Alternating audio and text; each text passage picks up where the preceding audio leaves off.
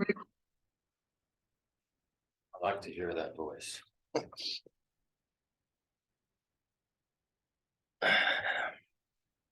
Okay, I guess we'll just get started since we're already a little behind. So we'll do opening prayers.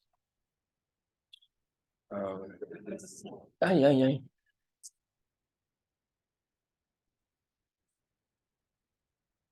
And you can go ahead and do these in Tibetan this time. Sangye chedang soki chodnam la damchu bardu dagni kiap suchi dagi chenyang gipe sonam ki rola penchir sangye drupar shok sangye chedang soki chodnam la damchu bardu dagni kiap suchi Dagi chenyang gipe sonam ki rola penchir sangye druparsho sangye chodang soki chognam la gangchu bardu dagni kyap suchi dagi chenyang gipe sonam ki Rola penchir sangye druparsho. And our Molly, now we're going to do the 4 immeasurable thoughts. May all sentient beings have happiness and the causes of happiness. May all sentient beings be free from suffering and the causes of suffering. May all sentient beings be inseparable from the happiness that is free from suffering. May all sentient beings abide in equanimity, free from attachment and aversion that holds some close and others distant. I think you get yourself a pretty good rebirth here. She seems pretty darn happy. It's went for a long walk this morning. I was trying to tire her out so she'd sleep while we were doing this. Yeah. I don't know. It's I enjoy it, you know. It's fun to see such a happy little being, you know. That's why people like babies for the most part. 7-limb prayer. Okay. So we'll visualize the Buddhas and all the Bodhisattvas and their teachers in front of us as we say this. Reverently, I prostrate with my body, speech, and mind, and present clouds of every type of offering, actual and mentally transformed. I declare all my negative actions accumulated since beginningless time, and rejoice in the merits of all holy and ordinary beings.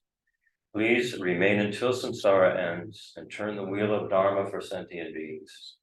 I dedicate the merit created by myself and others to the great enlightenment. And then the mandala offering. Zaji Bodhi Jokshin Meto Ramri Rablingji Nidegen Padi Sangye Jingu Mide Rohunam Dakshin La Chapashto Idam Guru Ratnamandala Kam Niryataya.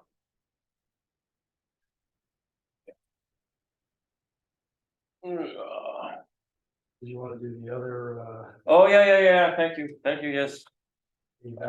For Geshe Nima's request, we're doing the Yedamro Hetu mantra, which is a mantra about causation, and then as stanza 5 from the 18th chapter of Nagarjuna's fundamental wisdom of the middle way. Nagarjuna was one of the greatest philosophers in Buddhism, and his view of emptiness is the correct view.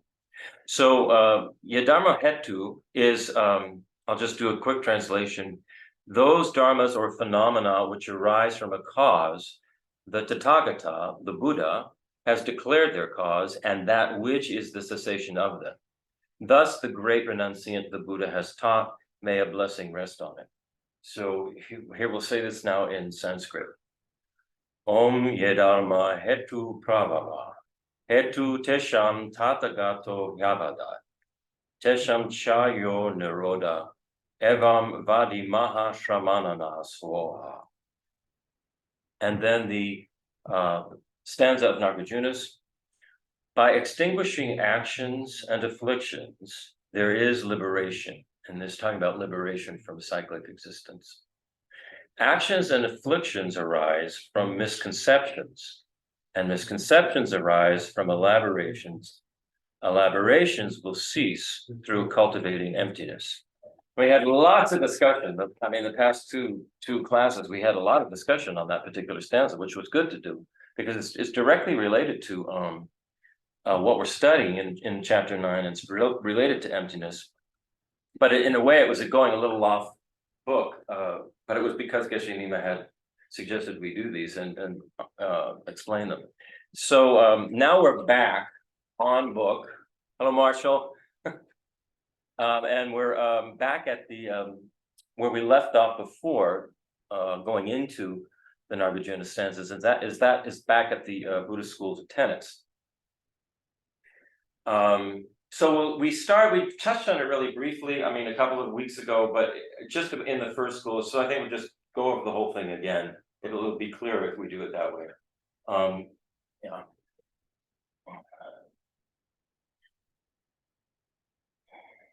So it's important for us to have this overview of the tenets, and how each of the tenets posit relative truth, ultimate truth, and how they view the self. Because it's a way for us to gradually go through a process and see, we'll see some of our own thinking in these various tenets, and to see where they're mistaken and where they're correct. And ultimately, it takes us gradually to the highest view, which is the Prasangika Madhyamika view. So starting at, we're back at, we're on stanza, let me tell you what stanza we're on chapter 9. We're on stanza 3. So, and you know, as I was saying to Brian, it doesn't matter how long it takes us to do chapter 9. What matters is that we kind of get a grasp of it. The whole purpose of this, understanding emptiness or having a direct realization of emptiness is not for emptiness's own sake. Emptiness is an essential part of the Bodhisattva path. The real thing we're trying to do is develop a really good heart, very strong ethics, you know, perfect all of these aspects of the wisdom, method aspect of the path and the wisdom aspect of the path, so that we can truly be of benefit to others. That's the whole purpose. So, you know, one can get sort of caught up in this whole emptiness thing and thinking, this is the thing we're going after. We have to understand emptiness. That's the purpose. We do have to have a direct realization of emptiness. Otherwise, we can't ever get to the omniscient state of Buddhahood, where we would actually really be able to benefit other beings in ways that are meaningful. Because you know, a Buddha is not. It's not like God or something where you can just wave your hand and make everything okay. That's not the way it works. That's not the way it seems to work even with God, you know? It's not, if a creator, if an omniscient, all-loving creator being could make everything perfect, I say, why wouldn't they? You know, so what you're left with is some kind of, well, it's a mystery. But Buddhism doesn't really go there. It doesn't go, well, it's a mystery. Buddhism actually goes to, well, what do we do? What do we do in the situation? You can't change everybody, can't make it perfect. What do you do to help? And the best thing you can do is to develop this kind heart, this wish to help, and a real understanding of the nature of reality, and develop an omniscient mind to be able to help. So that's the purpose of this. So I'll read.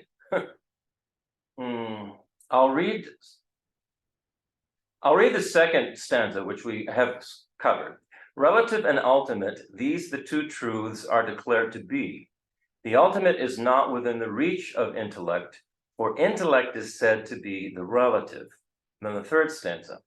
In light of this, within the world, two kinds of people are observed. Those with yogic insight and the common run of people. In this regard, the views of ordinary folk are undermined by yogis who themselves are in the world. So Shantideva is talking about Buddhist yogis who assert the two truths, which are relative or conventional truth and ultimate truth. And he's talking about these yogis who have not yet had a direct realization of emptiness. And so he calls those worldly yogis. And so these worldly yogis are of two types. The first, he says, are those who recognize all phenomena as being empty of inherent existence. And those are the yogis who would assert the prasangika madhyamika view. And then there are yogis who hold the view, the second type.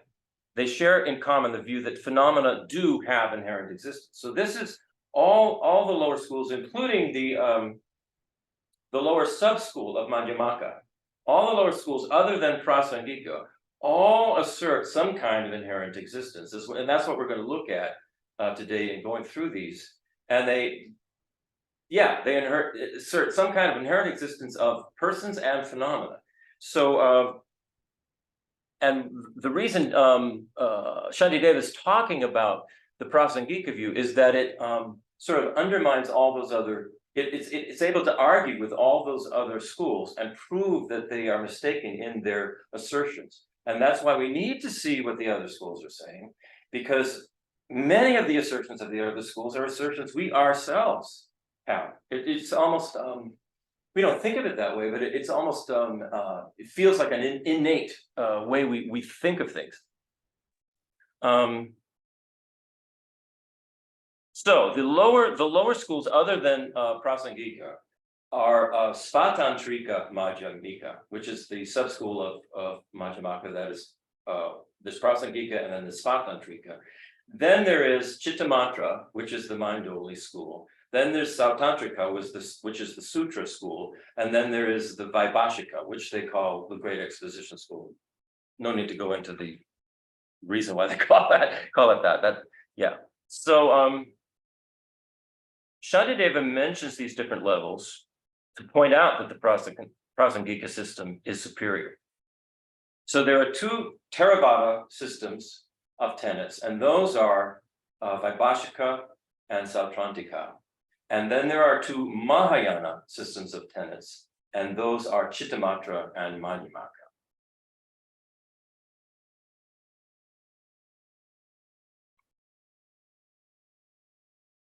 The systems all present emptiness. They all talk about emptiness or selflessness in different ways. But the final view of the Buddha is the view that's presented by the Prasangika school. So according to the Prasangika school, emptiness is the mere absence of inherent existence. And the absence of inherent existence of any phenomena or person is their utter lack of having any independent self-existing. There's no independent self-existence in any kind of person or any kind of phenomenon. And when you actually analyze it, you find that that is the case. So inherent existence then becomes what they call the object of negation of emptiness.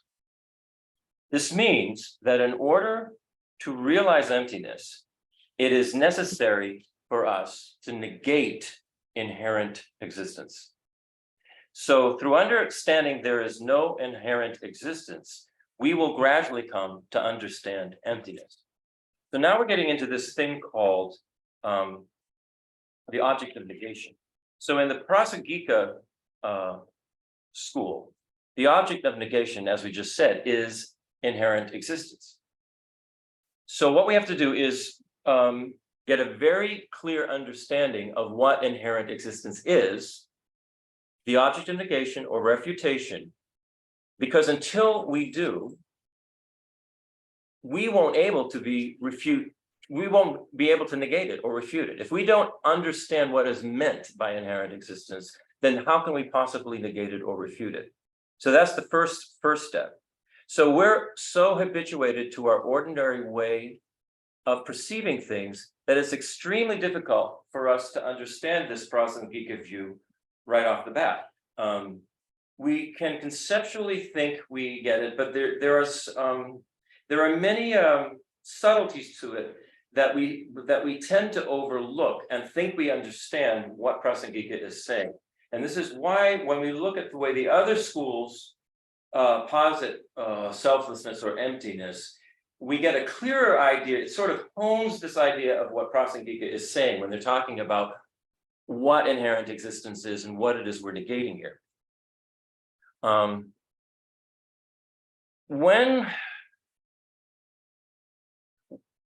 of the ways that we can examine the idea of inherent existence is talk about the inherent existence of persons. So there's an inherent existence of everything, all phenomena, everything we're looking around. But one of the ways is to take it a very personal way is to look at the inherent existence of what we call the self or persons or the I.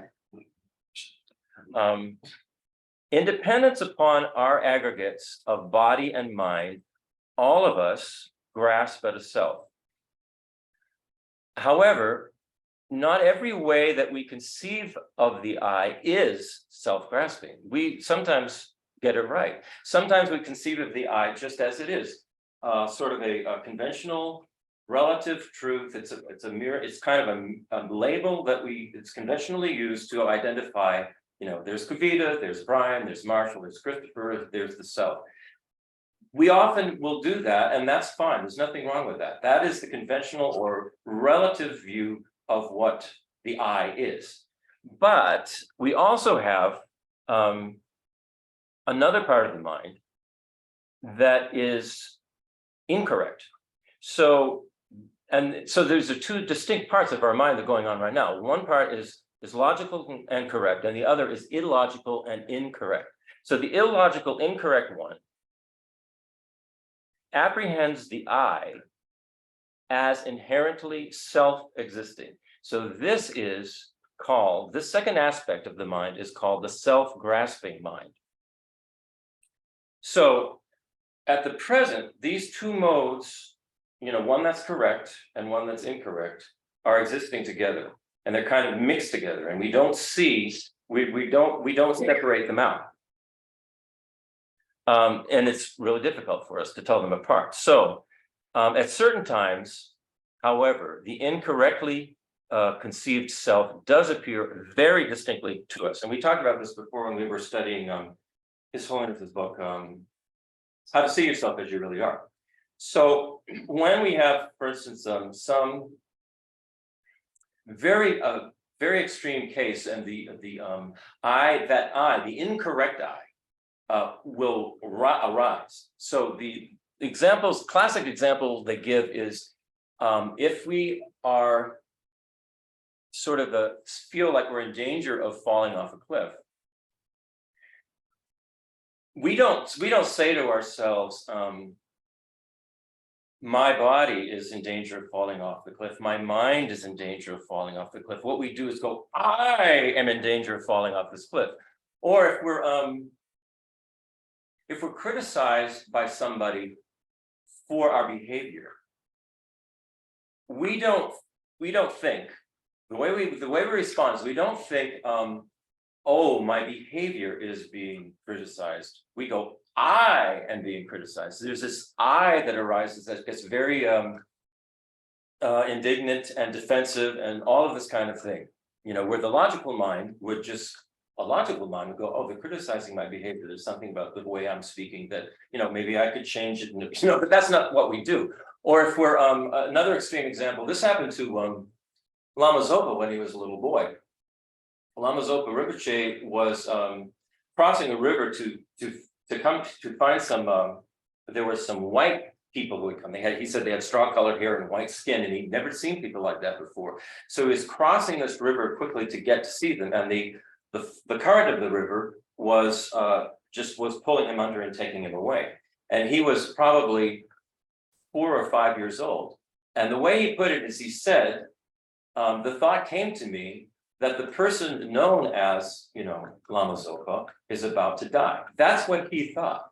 So what that showed, and rather than going, I'm about to drown, I'm about to die, he just had this very calm thought, which shows that he obviously had studied emptiness quite a bit and probably had some realizations and came into this life as a Rinpoche, as a young child, that way. But if we ourselves were trapped underwater and weren't able to get up for air, we wouldn't be going, oh, my body is about to drown. We'd be saying, I am about to drown. That's that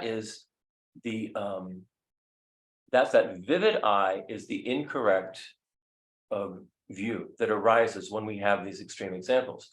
So we might think that it's only the extreme examples that it arises, but that's not the case. It's always there. It's always there. It's always mixed in there. It's just sort of waiting to come out. And we can see that, when we get angry or we get attached to something, that very vivid I presents itself.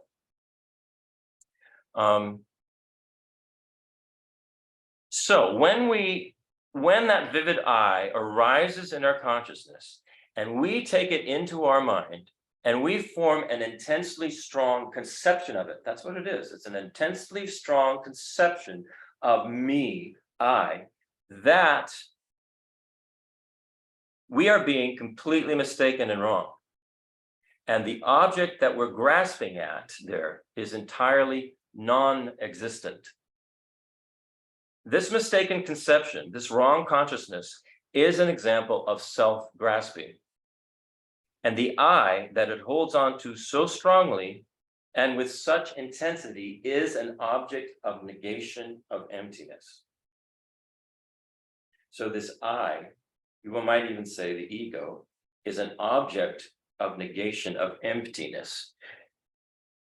And it's really hard for us to even hear this properly because we are so habituated to this mistaken view. It's like we can't even hear the words correctly. But in the same way, this vivid appearance of the couch is, we think this couch is inherently existent. We think the lamp is inherently existent. We think the person sitting in the chair across from us is inherently existent. These are all wrong consciousnesses, wrong views. May I? Yeah, go ahead. Interject. In terms of the two types of consciousness that coexist, the sort of correct conventional alongside this mistaken, there it is. An example, and I've used it before, but it came to mind again, so I'll repeat it again. When we're standing by the seaside and we see a wave forming, we go, look, a wave. We see a particular wave. Now, upon analysis, our intellectual mind knows that there's different particles of water are, coming into the wave and leaving continuously, and it's all being formed by the current and the wind and so forth, or the tide and the wind. But you can feel, you can see, we enjoy the sea that wave. Right. Wow, what a nice wave. Right. And we are exactly the same as the wave. That's right. That's right. The thing with the wave is we see its impermanence very clearly. And so we actually can't even grasp on. We also to a see its wave. parts, we know intellectually, we understand that there are And we causes see and it. conditions, the way, Yeah. like I said, the tides, maybe to a certain extent, the currents with the wind. The thing is that we somehow conceive of ourselves as being impermanent, even though logically we know we're not. We're not the same person we were when we were born. Our body is completely changed. We know we're going to die. It's like a wave, but in very, very slow motion. I think, this particular analysis needs to be applied to each of the aggregates, each of the 5 aggregates, because I think most of us are already comfortable with the idea that the form aggregate, Right. and this we're is- all right. very, oh yeah, sure, I'm born, I die, I age, I can see that, la la la.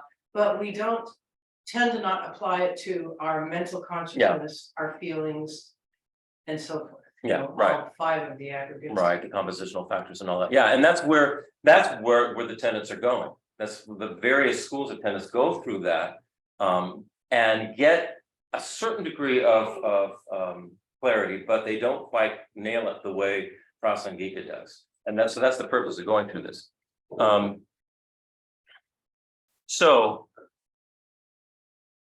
this idea of inherent existence needs to be understood as the object that needs to be negated in order to have a comprehension of emptiness.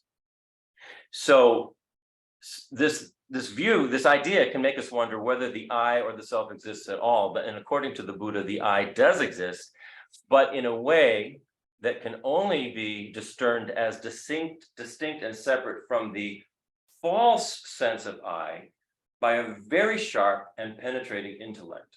So, you know, we need to be honing our mental skills here to try and get this. And remember, the whole purpose for trying to get this is not to show how smart and intellectually great we are. It's to actually be of benefit to others. Because if we cannot have this realization of emptiness, we cannot have omniscience, we cannot become a Buddha, and we cannot really truly help people, others in a way that's meaningful. Okay.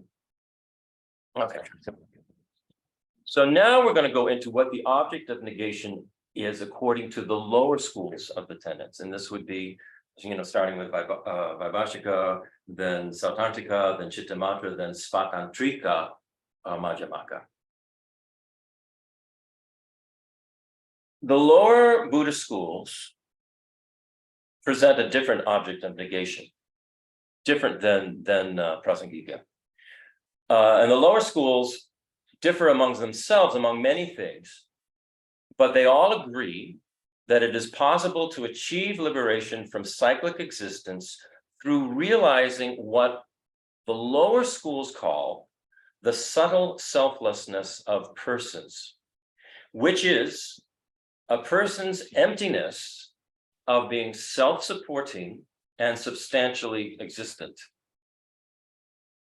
So again, in order to understand what this means, we have to actually understand the object that's being negated here, which is a self-supporting, substantially existent person. So this would be a person, a self-supporting, substantially existent person, would be a person that could appear to our minds without depending upon the appearance of any of the person's aggregates. So without a referent at all. Without any, that a person that could appear to our mind without us thinking of their body or their mind or their feelings or emotions or the way they behave or anything like that. All right. So, I mean, the fact is that we actually never perceive a person that way, or even another sentient being. We don't perceive them that way without at least a part of the person's or being's aggregates appearing to our mind. When we think of any person or sentient being, either their face or their body or their mind or the sound of their voice or whatever sound they make, or the way they think, or even their touch and the way they smell kind of appears to our mind. And that's how we identify. I mean, it's easy. I mean, think of your mother, think of your father, think of anybody, think of your favorite pet. You're going to have some appearance of that pet's aggregates, or your parents' aggregates are going to come to your mind. You are not going to be able to identify any kind of I that exists apart from them.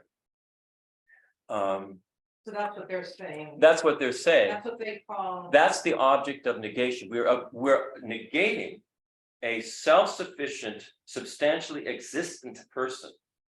So the lower schools are all saying that kind of person doesn't exist. That kind of person that doesn't depend on these aggregates doesn't exist.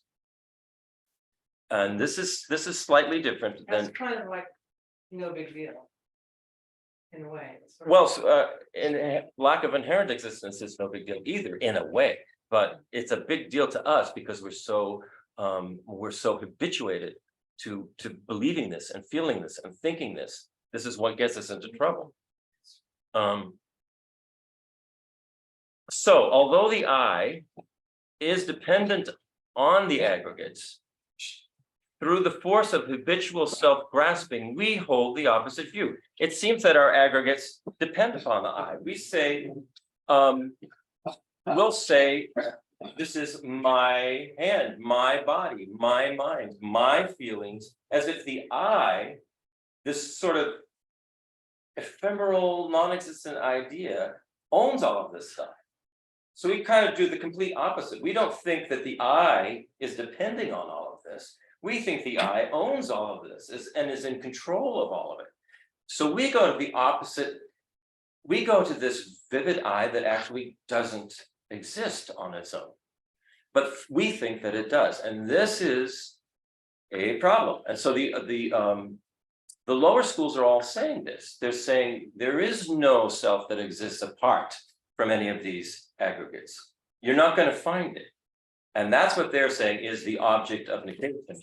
And what they call that the subtle selflessness of persons. The lower schools do. And that is the object of negation. The Prasangika school, the highest school, calls that same thing that all the lower schools call the subtle selflessness of persons. The Prasangika school says, oh yeah, what you're talking about, that's a real thing, but that's the gross selflessness of persons, not the subtle selflessness of persons. Prasangika says the subtle selflessness of persons is this complete lack of any kind of inherently existing I. So there's a difference. Now, remind me here, I'm embarrassed. I should have a quick answer in my own mind, but define inherent existence. Inherent is existence. According to Prasangika. Inherent existence, according to Prasangika, there are many phrases. The one that I like the best is independent self-existence. It means that inherent existence is something that doesn't have to depend on anything else for its existence. Now, do any of the other schools even use the term inherent? No. existence? They don't. They don't. They don't. And so when we get into the other schools, we'll see what they say. They actually, yes, I'm sorry, they do. They do use the word inherent existence. They say things do exist inherently. There are things that do exist inherently. I see. According to the lower. According to the lower schools. Now, do people currently today alive who practice Buddhism subscribe to the philosophy of the lower schools? Yeah, I don't know. I don't know.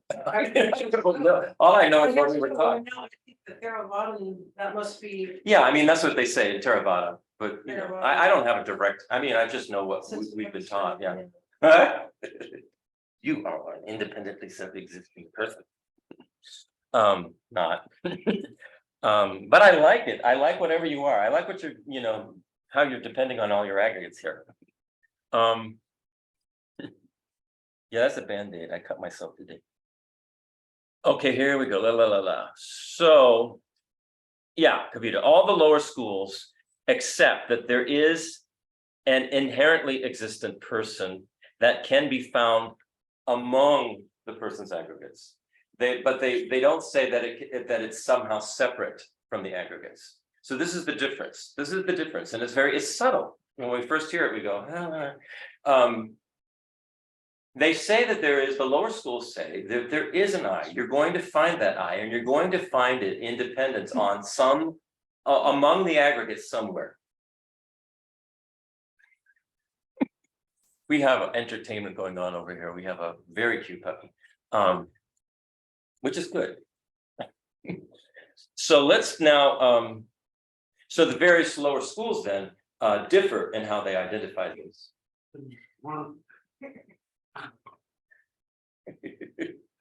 So now we'll go to the first of the Theravadan schools. Is that somehow clearer? So I guess, you were saying earlier that intellectually you cannot have this realization of emptiness. Right. Or something. Has to be directly. Intellectually, you can't have it. And emptiness is the absence of this quote inherent existence. So in and of, dependent upon itself. Mhm. But as we learn, clearly everything does depend upon something else. Right.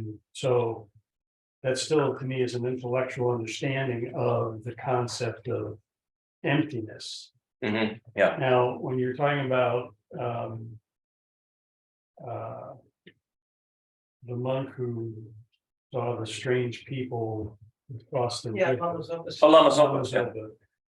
You know, you said he was thinking, well, this body or this vessel or this, I can't remember the word. The monk, The monk known as Lama Zopa, or Right. whatever they call him. Died. Yeah. Okay, yeah. So. Is about to die. Yeah, is about to die, but. So. To me, what that says is, well. Rather than understanding emptiness. Maybe I understand I'm going to be reincarnated. In whatever vessel, form, way I meant to be based upon my karma and causes and conditions, etc. So the vessel may die, but the consciousness of me will continue. True. The point of that particular story, and maybe I didn't get it clear across enough, is that he wasn't panicking. He had no sense of fear or panic. It was just, Again, he yeah, wasn't panicking. Yeah. But I would say he's not maybe panicking because he knows he's Right. that in some Right. ways he he It's- will reincarnate. what the way they would be, the way somebody who had It's a good. the way someone who had had some like a direct experience of emptiness, the way they would term that, they wouldn't say I am going to be going on to my next life. They would say the mental continuum.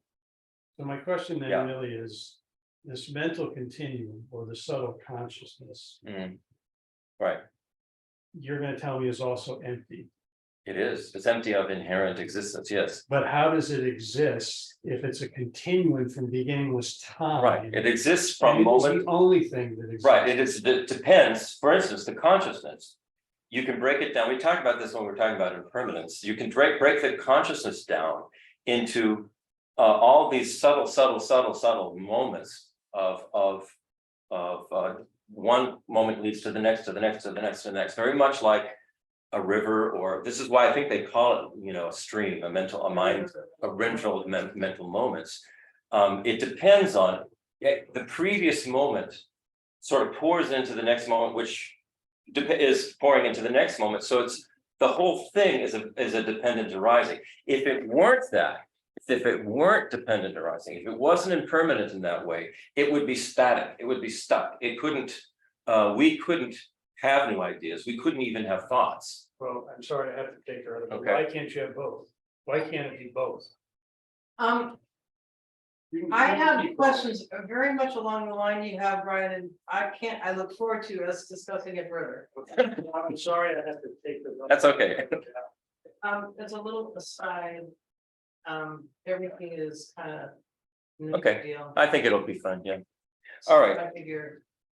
So let's go to, while Brian is out, let's go to the Vaibhashika school. This is the of the two Theravadan schools, this is the lower of the two Theravadan schools. Followers of the Vaibhashika school accept the existence of external objects. In other words, they say, yes, there are external objects out there, they exist. But they reject the idea that the consciousness can actually know itself. They reject the idea that somehow the consciousness can sort of, part of the consciousness can look at itself and know what it is. They reject the idea that the consciousness can know itself. The way that the Vaibhashikas posit the two truths is as follows. What are the two truths? The two truths are conventional truth and ultimate truth, or relative truth and ultimate truth. So- We talked about that. Okay, so beginning. when you say the term two truths, you're always referring to conventional. Conventional and ultimate, or relative and ultimate. Conventional, relative are synonyms here. According to the Vaibhashikas, something is a relative truth, conventional truth, if it can be either physically destroyed or mentally dissected to the point where there is nothing left of that object for the mind to recognize. This means that phenomena are made up of parts, such as a rock, that if you crushed it enough, it could just be broken down into these tiny little particles that no one would ever recognize as being a rock. Or the mind, as I was just saying to Brian, it's a series of mental moments, right? The consciousness. Well, what the Vaibhashikas are saying, you can get to the smallest moment of mental consciousness, a moment which cannot be divided any more further than that. And they say that is relative truth. According to According to Vaibhashika, the lower school. Because the higher school doesn't say that it's possible to get to a final. No. This is why it gets This is why you have to confusing. always proceed everything you say with This, we're talking about the low, I said, we're talking about Vaibhashika, the lowest of the Theravadan schools are saying that that it's possible to get to. it's possible to get to this a moment of consciousness, smallest moment of consciousness, or the smallest particle of matter. And that smallest moment of consciousness and that smallest particle of matter would be what they call relative truth, I believe. Let me make sure I got that right. Yeah, relative truth. That's relative truth. Okay. By contrast, according to Vaibhashika, the lower school, something is an ultimate truth if it cannot be destroyed or mentally dissected, so that there is something left of that object for the mind to recognize. So that's where this got a little convoluted. What they're saying is ultimate truth. Vaibhashika is saying ultimate truth is that smallest particle of matter that cannot be divided any further. That's ultimate truth. And they're saying ultimate truth is also that smallest moment of consciousness that cannot be divided any further. Relative truth is all of these ones that can be broken down and divided. Is that it can be broken down. That it can be, that's relative truth. The ultimate truth is you can get to the smallest partless particle of matter, which is what physicists are trying to do now. They keep getting to smaller and smaller and smaller levels of matter to find out where's the truth here, what's going on. Or they say if you get to this smallest partless moment of consciousness, the smallest existing moment of consciousness, that is ultimate truth. So that's what they're saying ultimate truth is. And relative truth is the rest of it that can all be broken down. Which is, kind of in some ways, it's the way current science and physics works, So this means that the smallest partless particle of material form and the shortest indivisible moment of consciousness, neither of which can be destroyed or split, are said to have ultimate existence. These ideas are held in common by both the Vaibhashikas and the Sautrantikas. The Vaibhashikas say that the self, what the self is, what a person actually is, what the I is, what the self is the mere collection of the 5 aggregates that make up the person. So when the aggregates of the body and mind appear to you, you're seeing the person. So for instance, when we think of our mother or father or somebody very close to us, and we think of their face and their voice and their touch and all that, Vaibhashika is saying that's the person. That is the person. That is the I. What they're saying doesn't exist is there's no substantially self-supporting existent self that exists somewhere apart from that. One thing I think that's important as I'm listening to you is that in some ways these schools are sequential. They are. But in some ways, some of the view of Sautantrika doesn't really, there's no direct correlation to how it's sort of like walk to school or bring your lunch, because some of them, some of the views actually, like I said, they do progress perfectly. like I said, Prasangika will say, there is no substantially self-sufficient person that exists, but we don't call that inherent existence. We call that we don't call that lack of inherent existence. We call that the gross selflessness of persons. The gross self, not the subtle selflessness of persons. That's how Prasangika accepts what Vaibhashika and Sautrantika say about a self-sufficient, substantially existent person not existing. They accept that, but what they say is, yeah, that's just the gross selflessness of persons. That's not the subtle. Whereas the lower schools say that is the subtlest of selflessness. That's the thing that you need to be negating here. That's as selfless as you can get. That's what you're negating. What the, according to Vaibhashika, as we said, what they say the person is the mere collection of the aggregates. So everything we see, hear, smell, taste, touch, whatever comes from a person, when we see that, that's when I look at Brian, that's the person. When I look at Kavita, that's the person. When I look at Marshall, that's the person. And that's the way we are. That is the way we are. When we look at Molly, we say, that's her, that's the dog, that's Molly. But we also know that's a label that we apply to all of those things, all of those. Right, but that's coming from the higher school. That's coming from the higher school. The lower schools are not necessarily saying that. They don't get into that Yeah, concept. yeah, they don't get to that subtlety. And that's why it's important for us to sort of look at these and understand the progression of thought that led to this Prasangika view. Okay. So now we'll go on to the Sautrantika school, which is the next of the two Theravada schools, the Sautrantika. Sautrantika also has two levels of it. The way Prasangika, the way Madhyamaka has two levels.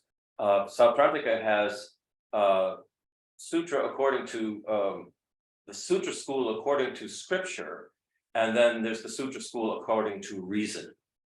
So there are two of them. The Sautrantika school, which is sutra, they assert the existence of external objects. They say the external objects are out there, just like Vaibhashika does. They accept the idea that consciousness can know itself, which Vaibhashika says, no, consciousness can't know itself. One of the distinctive tenets of the Sautrantika school is that external objects, although they exist, are only known by means of the mental aspects that those external objects cast upon the mind, like reflections in a mirror. And this particular view is sort of a precursor to the Chittamatra view, which says everything is in the mind.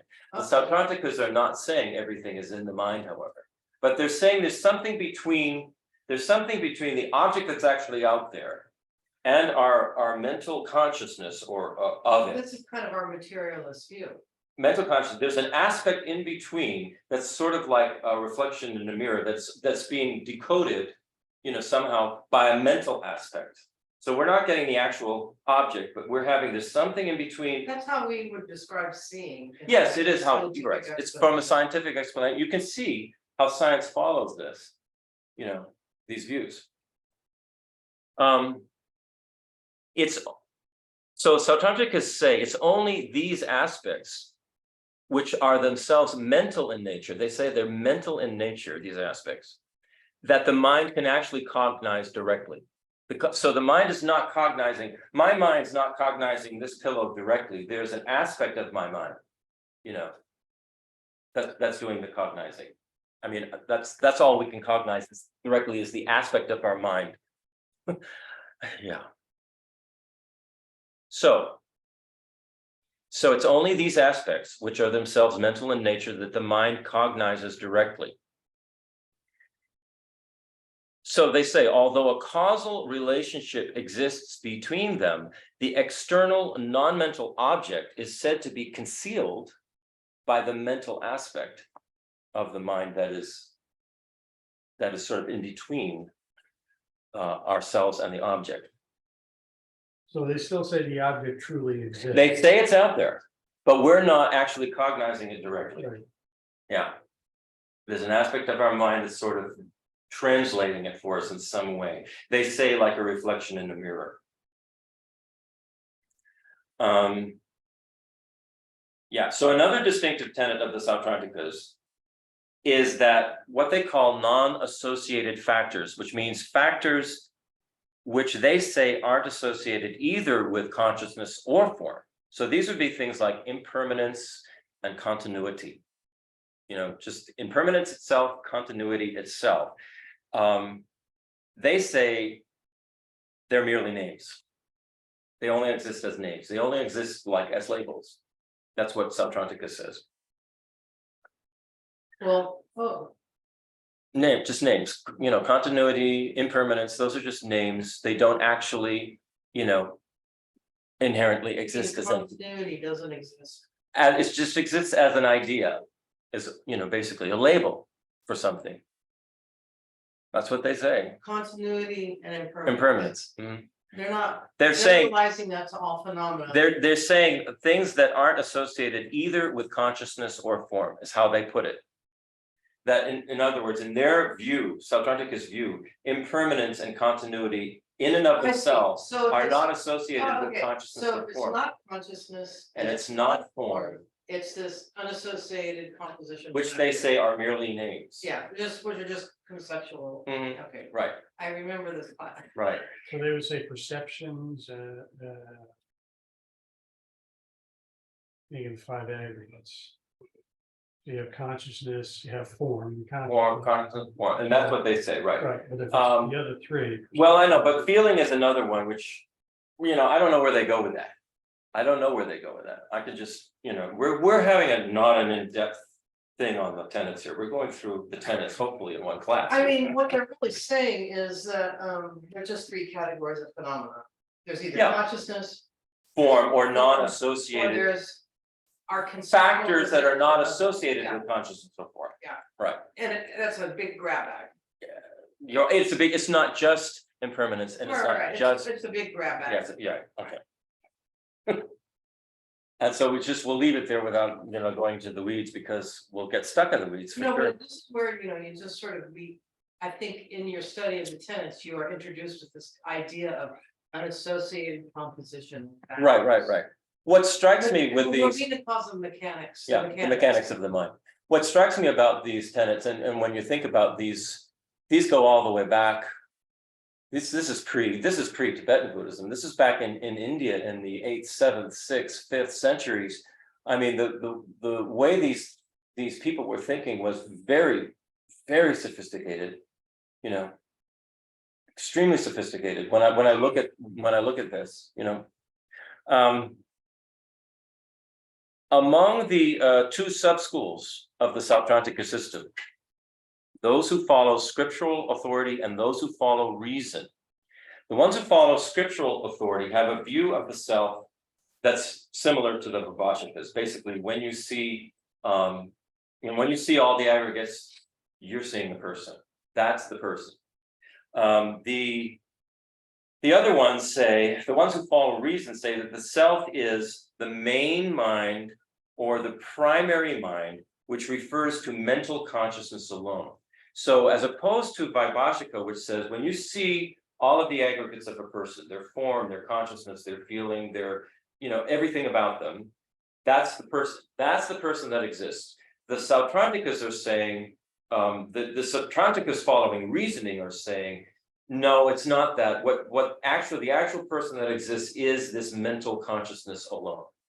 The mental consciousness is the person, which is one of the things, when we were first being taught the tenets, and Geshe Drakpa was asking us, well, what do you think the self is? And so you're sort of left there thinking, well, what is it? And the first thought that came to my mind, well, I think it's probably my mind. I think it's probably my mental consciousness. That's what the self is, and so this is a logical way that you would think, but it goes further than that. So that I want to just mention something also that just came to mind, an image of how the tenets, you could say it's like looking out over the realm place, say, a Mhm. city or a some kind of place. yeah, And Vaibhashika, you're at ground level, so you only see what you see. And as you go up the mountain, you Yes. see more clearly what's going on. Yes. And as you go up further, you see more clearly what's going on. It doesn't make the lower ones incorrect, but as you increase the accuracy and the breadth of your view, you it's get a more much clear. broader, clearer yeah, it's view. more clear how it all fits together and what's actually going on. Yeah, I think that's important for us to keep in mind too, because it's not that there are these kooks who are just thinking this narrow thing. I mean, it's just at the level that they're looking, they're habituated to, that's how they see it. Yeah, I think that's why the study of the tenets is so important. And you know, when you get to Prasangika, you know, when you are very clear about Prasangika by necessity or definition, you've seen. You're clear about all the others, Yeah, yeah. you've seen- You're clear about the Yeah. others, yeah. climbed up the mountain, you've seen all the different vistas and how it fit, oh, there's another town there, oh, there's a lake there, oh, there's a. Yeah. You know, You're absolutely right. This is why they say it's so important to study the tenets, not just go to, oh, I want to go to the best one and just study Prasangika, because you won't understand the fullness of how Prasangika got to that conclusion. and also, you know, when you're trying to negate this, when you're in meditation finally, whenever that day comes, having done all this study, it's my understanding that having done all this study about how things exist and how we misconceive the self, that when you're meditating on the emptiness of yourself, you know, and you're, you know, at a point in your path that's very high, having done all that previous work will make your realization Oh, yeah, stable and accurate. right. Otherwise, you will inevitably have to go down a lot of wrong rabbit holes as you think you've understood things. No, Seems like, yeah. I mean, that's what they say. Yeah. So then, and talking about the two truths with the Sautantrikas, the way they posit the two truths, they say, how do I put this simply? They say that anything that is able to produce an effect, anything that is functional meaning it can produce some kind of effect. They say that is ultimate truth.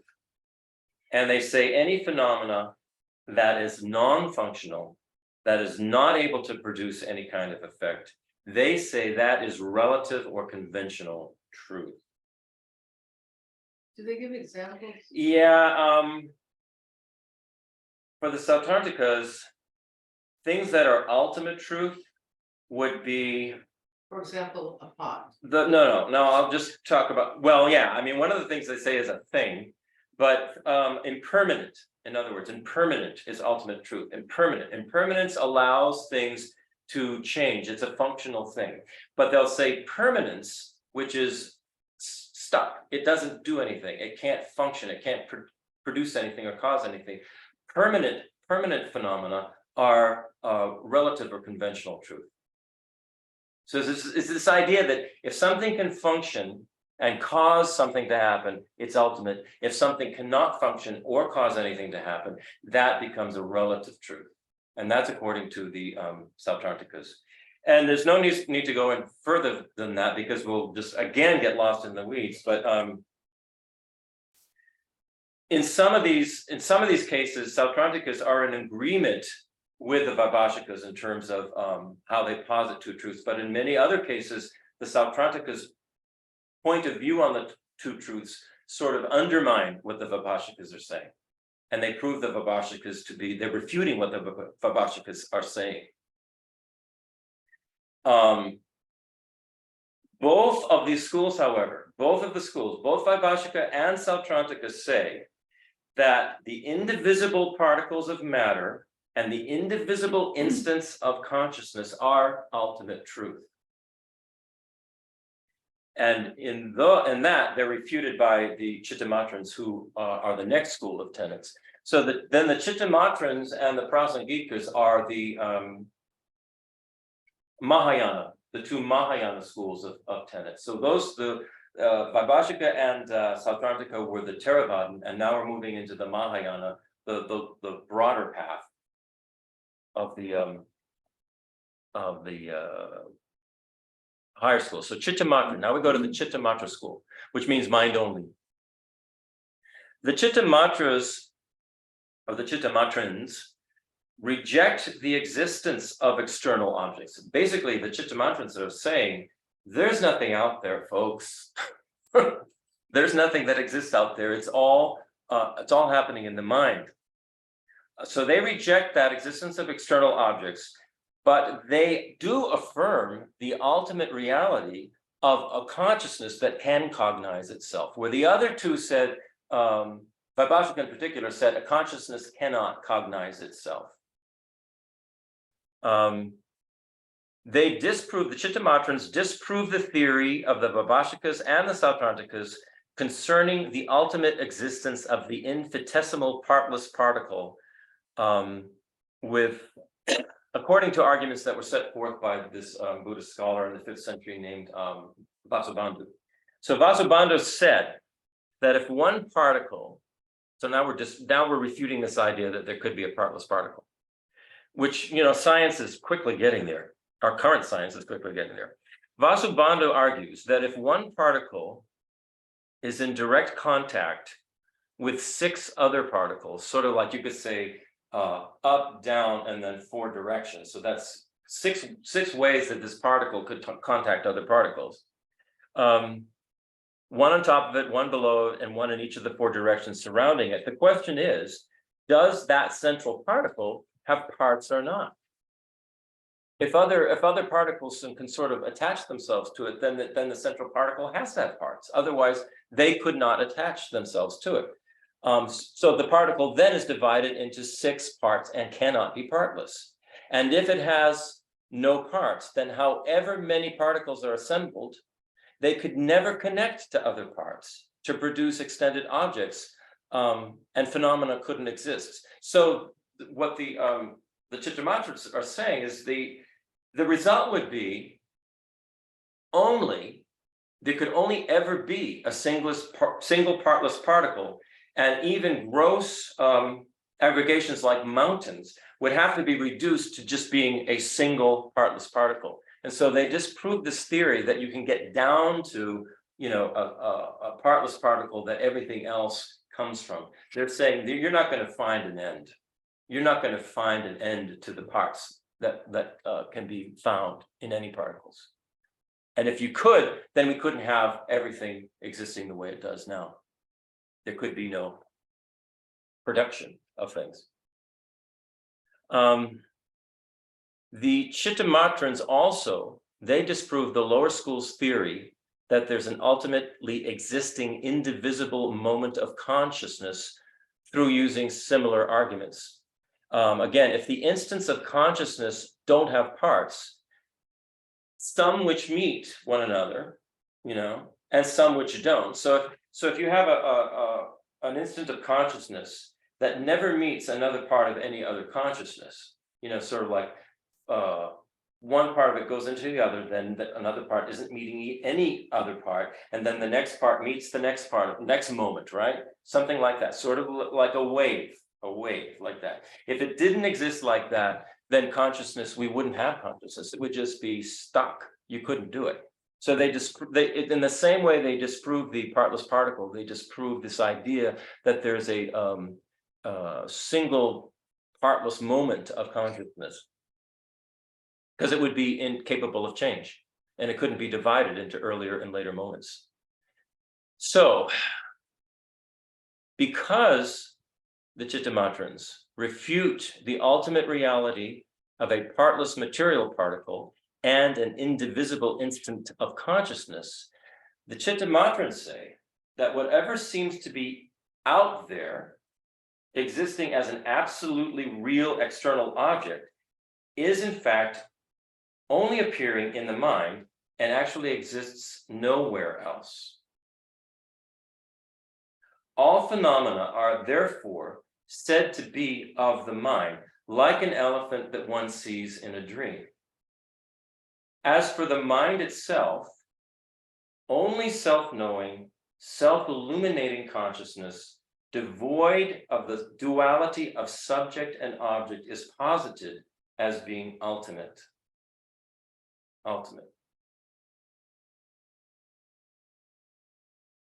So that's what they're saying the mind, that's what they're saying the self is. This self-cognizing mind is what they're saying the self is. But we'll get into that just a little bit more. The Chittamatra school then posits the 2 truths in the following way. And we're just going to go through this We're not going to get involved in this because this can get so confusing. But I'm just going to tell you how they posit the two truths. All phenomena can be accounted for within three natures, according to the Chittamatras: imputed nature, other powered nature, and thoroughly established nature. The first nature, imputed, refers to phenomena which do not ultimately exist, but are imputed by terms and conceptual thought. Some of these phenomena are considered to be relative truth, and some are considered to be non-existent imputations. So a non-existent imputation would be something that would be like the classic example they give is a rabbit with horns, the horns of a rabbit. It doesn't exist. But another example we could say that the Chittamatrans would say is a non-existent imputed nature. If we could say, well, you know, a cute little mouse that wears red pants and two big buttons and talks and says, "Hi, I'm Mickey," and wears gloves, they would say that is a non-existent imputed phenomenon. It doesn't exist. Whereas they would say a mouse, an actual mouse, would be an existed imputed phenomenon. The reason it's imputed is because they say the mind is mistaken and thinks that it's actually out there somewhere, where it's actually really only existing in the mind. So it gets, Chittamatrans get very confusing when you go into these natures. And that's which nature? That's the nature. The thoroughly established nature is the well, that's the imputed. Okay, thank you. That's the imputed. I just wanted to Okay. know that. Other power, the second nature, other powered, refers to all impermanent phenomena which arise in dependence upon the power of causes and conditions, and which do not sustain themselves from moment to moment. That's one nice name. Other powered is self. So they would say, like the cup is other power. Everything's other power. However, they're still saying, even though it appears to be out there, this other powered thing is it's only appearing in the mind itself. Okay. Yeah. This is why Chittamatra is very cool, but very confusing. And a lot of people, I remember What's the last the last one is the third nature is called thoroughly established. This refers to the selflessness of persons and the selflessness of phenomena, both of which they say are ultimate truths. So thoroughly established. Thoroughly established Ultimate truth. is ultimate, yes, ultimate And they're truth. basically talking about selflessness. Selflessness of phenomena and selflessness of persons. Phenomena being, selflessness of persons. And this is also a tricky term.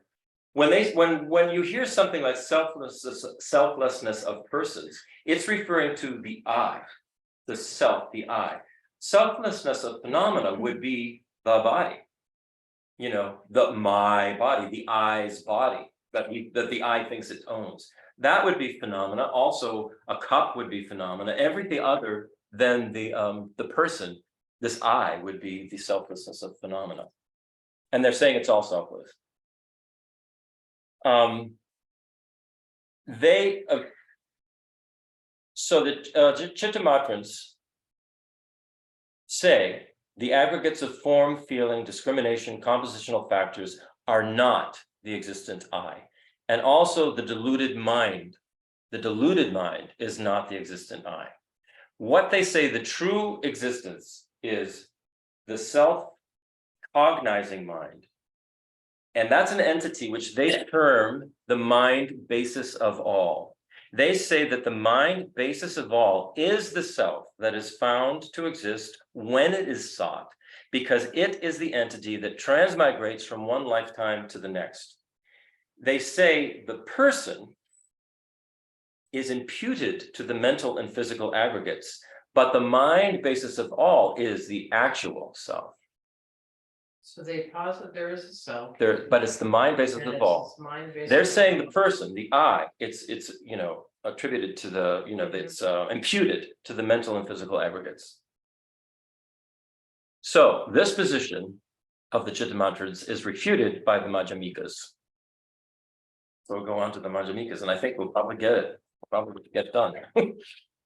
This is a fast tracking through the tenets. So the Madhyamaka school is the fourth school of tenets.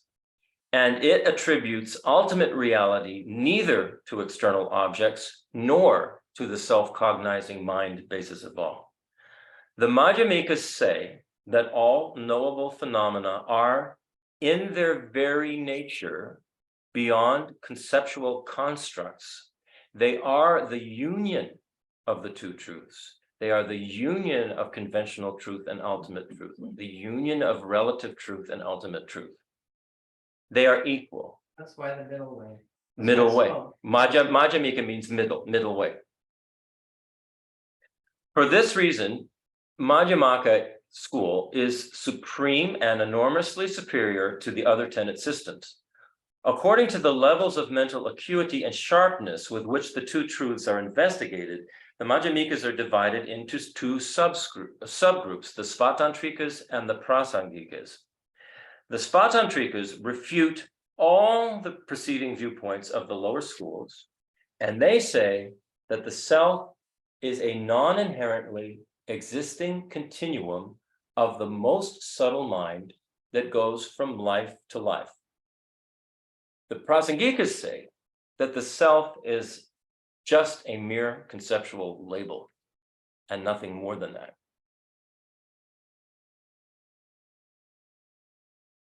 Any questions on that one?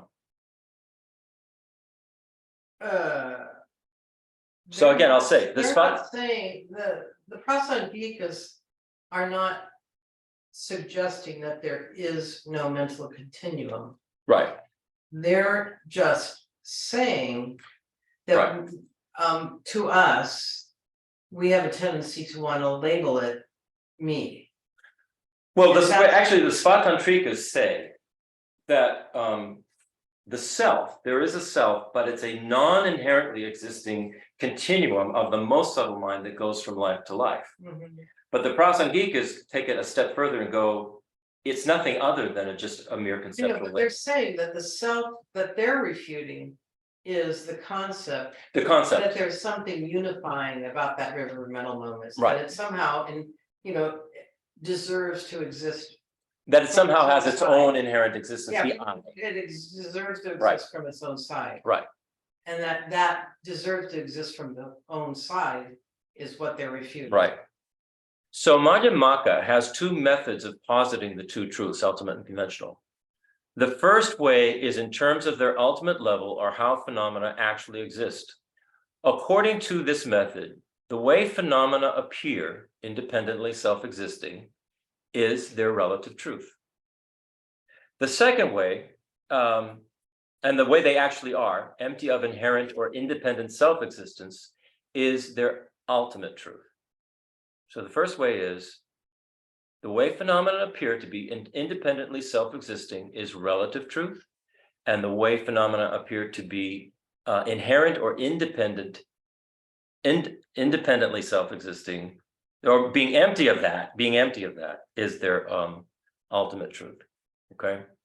The second way that they posit the two truths is in terms of their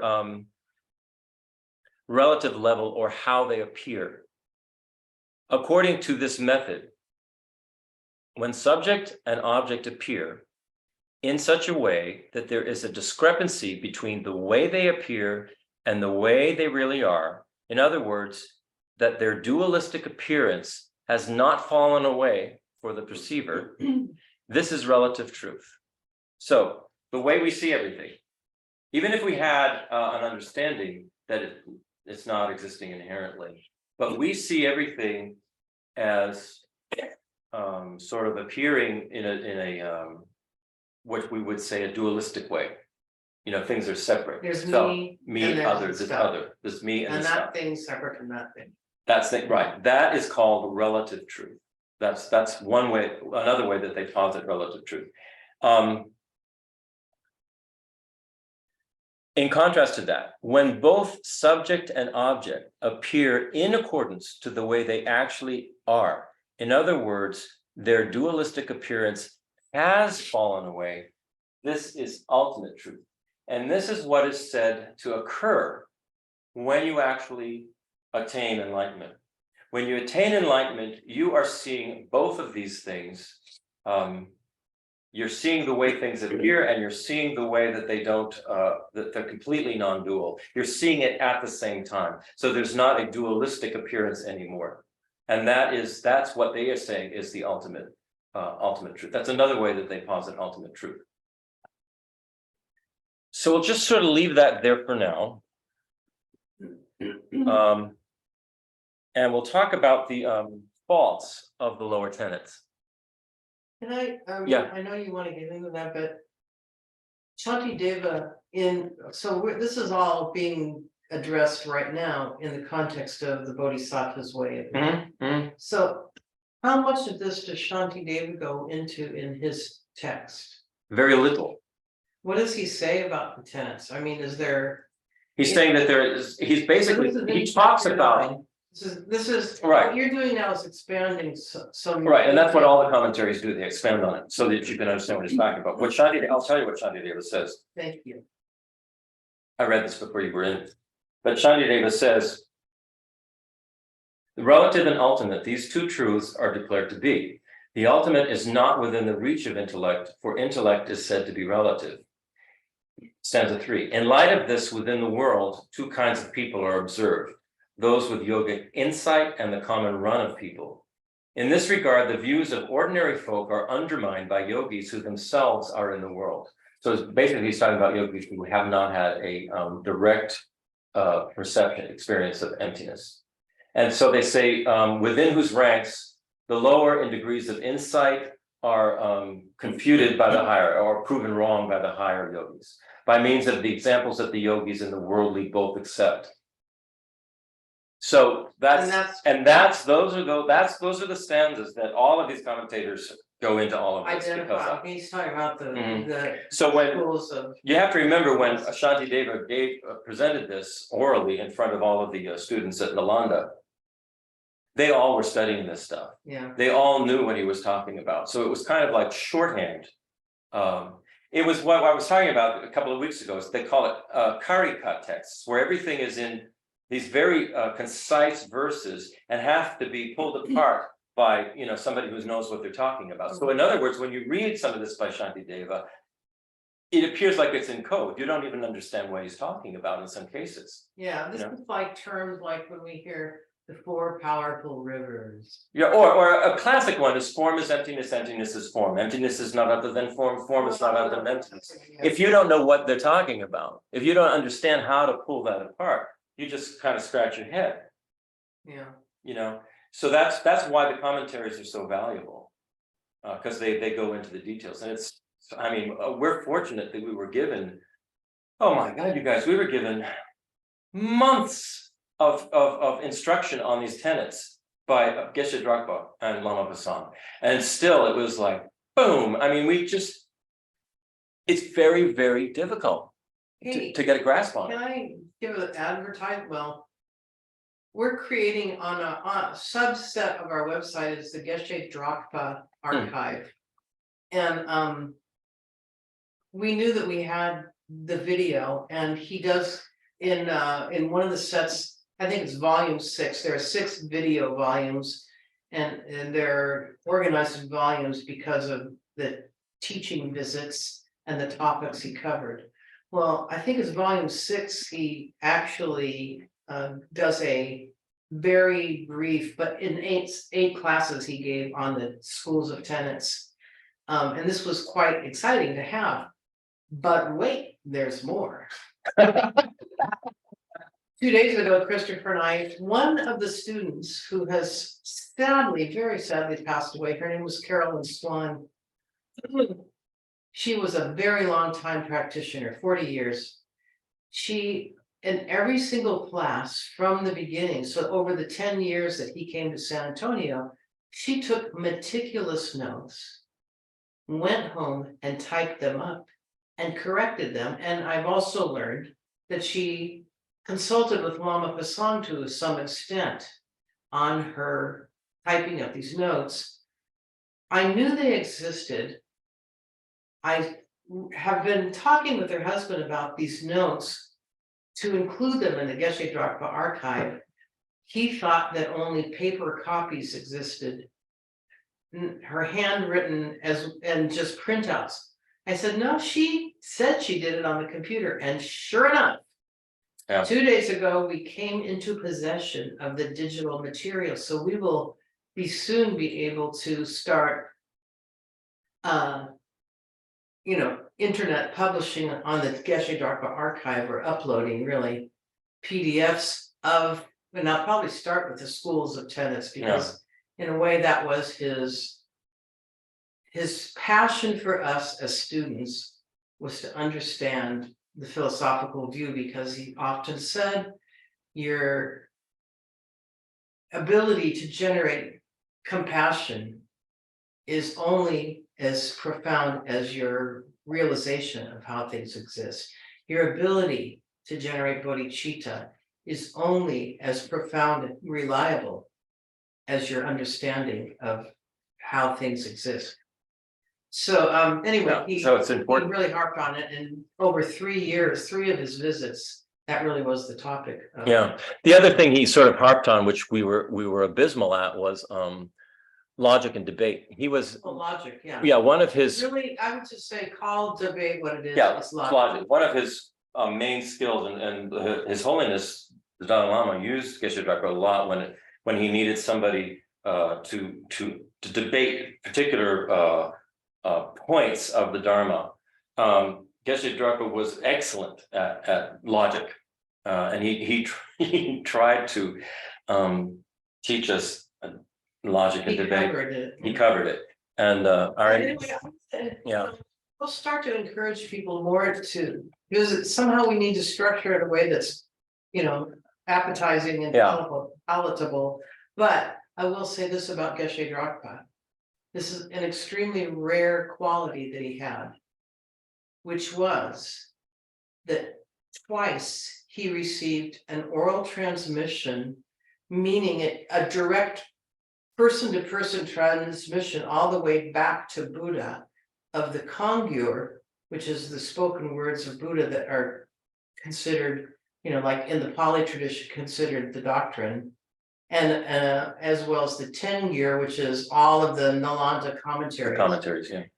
There are hardly any living teachers that have had the transmission of these two. This would be like having, the Britannica, this Encyclopedia Britannica orally transmitted to you. Yeah. I think His Holiness has that. He has. He does. I'm just saying that there are hardly any. Yeah. It's probably a dozen. It's rare, yeah. Okay. Anyway, so it makes. Look for the Geshe Drakpa archives on the website. We'll be promoting it more as we get more material on that, but. Okay, let's just see if we can wrap this up. It would be great. The fault of the lower tenet systems can be summarized as follows. The two Theravada schools, Vaibhashika and Sautrantika, have two main defects. On the relative level, they are concerned only with the selflessness of persons and the non-existence of a substantially existent self-sufficient person, without acknowledging the selflessness of all phenomena, all other things, right? So that actually is quite a big defect. And on the ultimate level, those two schools attribute absolute reality to the partless material particle and the indivisible instant of consciousness. The Chittamatra school then asserts, these are the faults, the Chittamatra school asserts that the self-knowing, self-illuminating mind basis of all is the ultimate truth. And so they're saying that the mind itself is the ultimate truth. And finally, the Svatantrika Madhyamikas insist on separating the two truths so that phenomena exist as being 50% relative and 50% ultimate. And this is the main characteristic of the Svatantrika Madhyamika school, is that they separate it out like that. 50% relative, 50% ultimate for everything. Although at present, it's really hard for those of us who have studied and have not studied about emptiness to distinguish between the non-existent I and the existent I. Once emptiness is understood, these two will be seen to be very distinct from one another. So that was a brief rundown. I will, of course, this is, printout will be put on the website. Shantideva and chapter 9 this. We are at stanza 4, And how many stanzas are there? 80 something, How many? 80 something. Oh. Yeah. Okay. So like I said, it doesn't matter. The point is not to go through this as quickly as Yeah, yeah, possible. yeah. The point is to go through this in a way that we actually make some headway I and was actually. gain some asking for the understanding. Context of that we're gonna be taking. Yeah, we're gonna be taking a break, which is nothing. I think we'll be on this for a year anyway. So this final thing is how the objections of ordinary people are refuted. And this is stanza 3 and 4. The views of ordinary folk are undermined by yogis who themselves are in the world, within whose ranks the lower in degrees of insight are proven wrong by the higher by means of the examples that the yogis and the worldly both accept. And for the sake of the results, analysis is left aside. And this is an important, this last, for the sake of the result, analysis is left beside. So what they're saying here, how are Buddhist yogis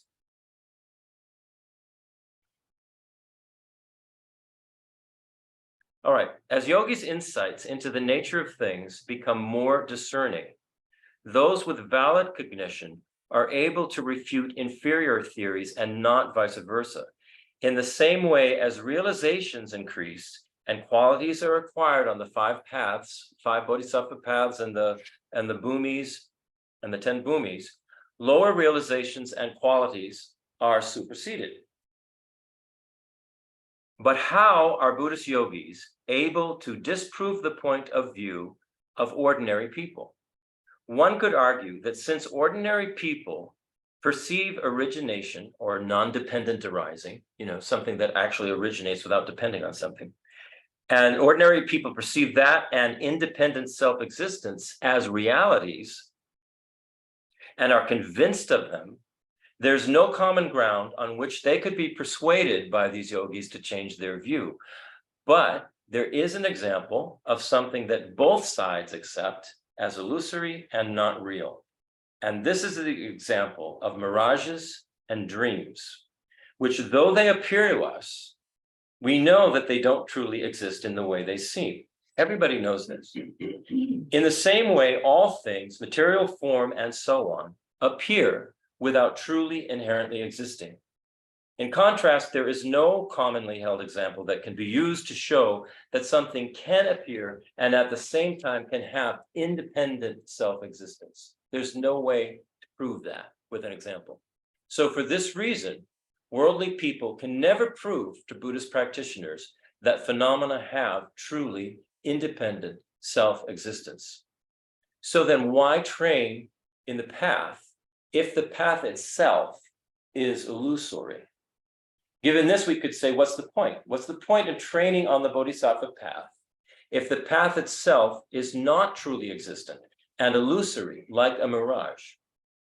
The answer is that for the sake of achieving the goal of freeing all beings from suffering, we must follow the path without subjecting it to that kind of reasoning.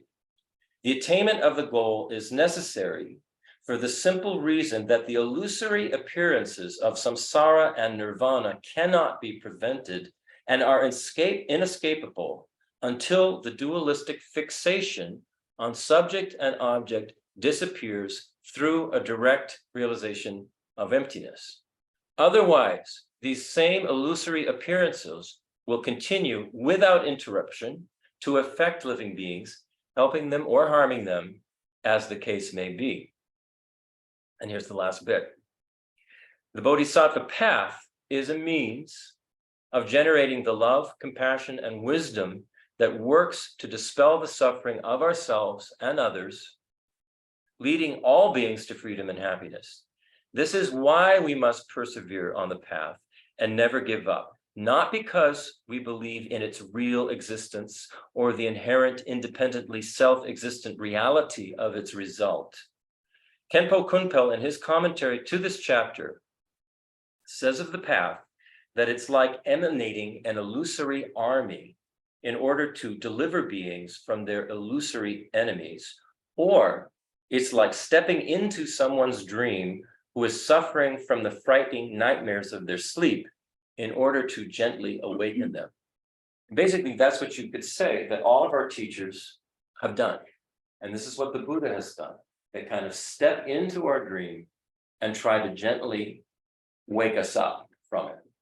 So that's why the path is important, even though it's illusory in its nature. It's not inherently self-existent path. And becoming a Buddha is not some kind of independent, self-existent, inherent thing at all.